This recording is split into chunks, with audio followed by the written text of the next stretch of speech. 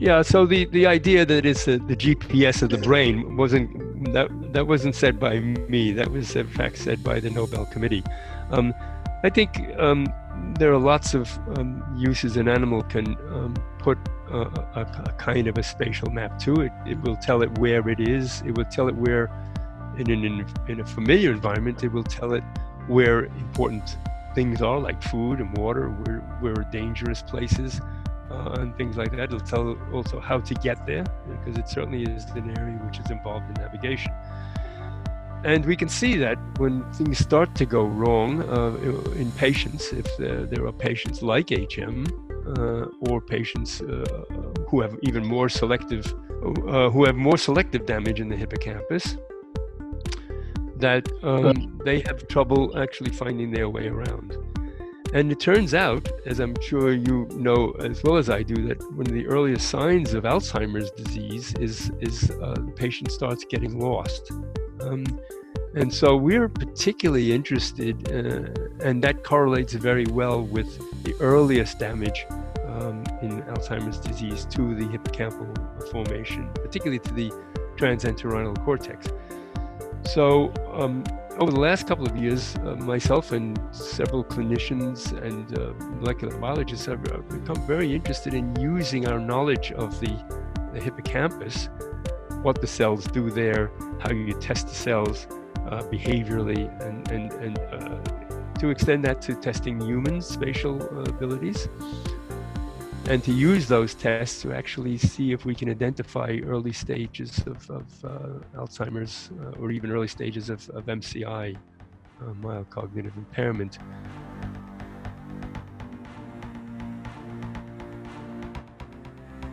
We should think very seriously about changing some of the ways in which we teach science.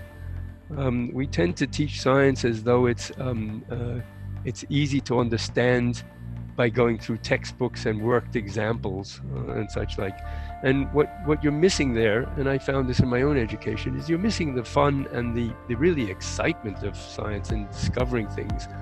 So I think we should try to generalize science and get it out of the classroom and teach people how to try to understand the world around them, to see if when they see the world, to try to ask, how do I understand what's happening? To take a rational scientific approach to the everyday things of the world. And I think if we can get that across, it's not easy, but if we can get that across,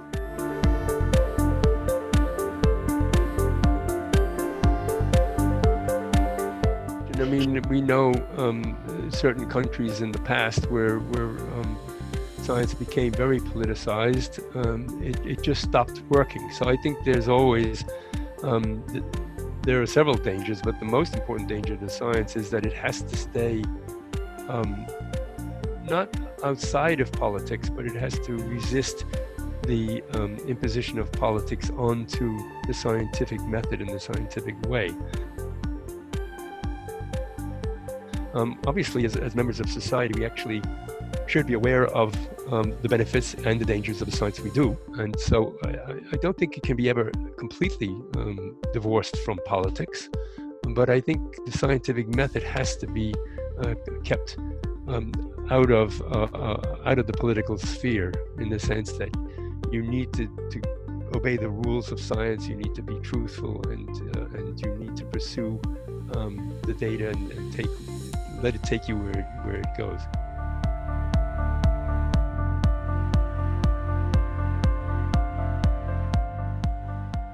Well, I mean, many people feel that there are no new ideas, and that new ideas are really just putting together old ideas in new ways, in new conformations. I think there are ways in which some people, and I think it can be taught, think about problems and are problem solvers and want to see the world in new and different ways. So they quite often take ideas which they've developed in one context and they apply them to another context. And one of the important things we know in psychology and science is that quite often when you look at something in a new way, perhaps you come from a different background from most of the people who were looking at it before you, then you sometimes see it in a way which can be interpreted as being creative. You see how things fit together in ways which were not obvious to the people who were looking at it all the time.